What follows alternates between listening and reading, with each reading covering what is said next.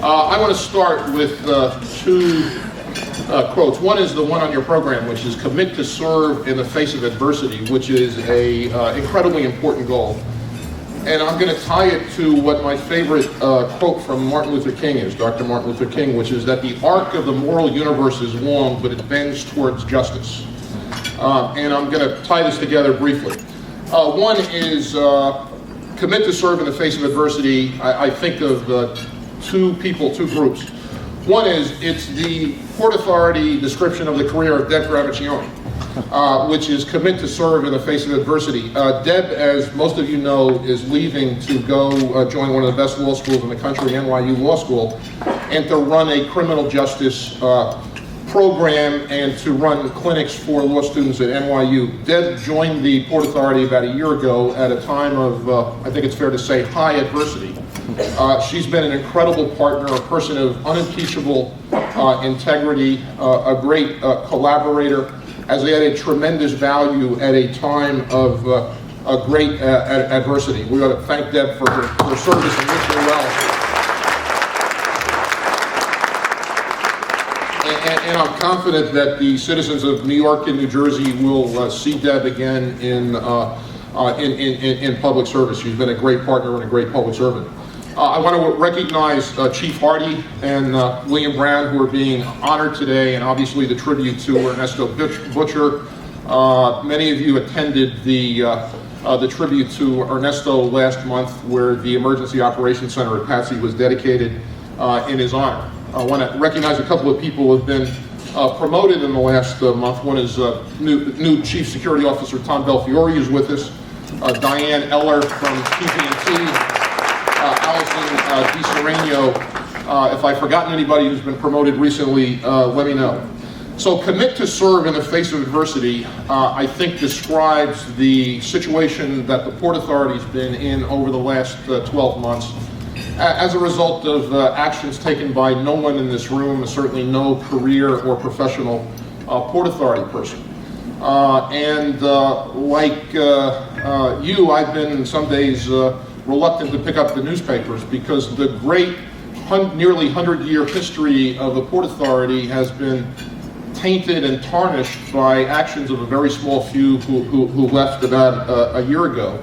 And it's got to be incredibly painful to every one of the 7,000 people who works for the Port Authority, including everybody in this room, because we're at the Port Authority, you're at the Port Authority to perform public service. And that's what the Port Authority Police Department does, it's what TVNT does, it's what Aviation does, it's what PATH does. I took PATH over with Daniel, who's one of our colleagues here this morning, honor close to schedule, I'm happy to report. Daniel's in the back of the room.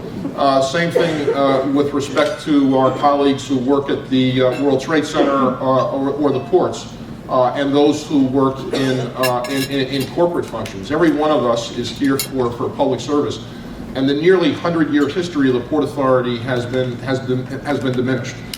So I think I commend you and thank you for committing to serve in the face of adversity. But the good news is I'm an optimist about New York and New Jersey, and I'm an optimist about the Port Authority. I think 2015 is going to be a great year, and the perseverance that you all have shown committing to serve in the face of adversity, I think will be reflected in the terrifically optimistic quote of Dr. King. It's an optimistic quote to me. It's a true blue American quote. And the point is that there are going to be hardships, there are going to be diversities. At times there are going to be terrible traumas, both in the past and currently with respect to the events in Ferguson and the events of Staten Island and other places. But at the end of the day, justice prevails. The arc of the moral universe is long, but it bends towards justice. And I believe that 2015, under the leadership of new Chairman John Degnan and Scott Reckler, but most importantly, or as importantly, each of you and each of the 7,000 people at the Port Authority, that the relevance and the truth of Dr. King's quote and his statement and his belief will be reflected in the work that you all continue to do, and will be reflected in the public perception of the Port Authority, which frankly in some of the months in 2014 has been dreadful, unjustifiably so. And it's tarnished the great work that you all do and all of our colleagues throughout the throughout the agency. So I commend the NBE. Derek, thank you for the invitation to speak. I'm going to turn it over to Deb in a second. But committing to serve in the face of adversity is what you all do, what every person at the Port Authority does on a daily basis. And I think this is a year where the relevance and the truth of Dr. King's statement, the arc of the moral universe is long, but it bends towards justice. And I think we're going to see that reflected in the work that every one of us does and in the public and media perception of the Port Authority. Thanks for the invitation, and I wish NBE a terrifically successful year again.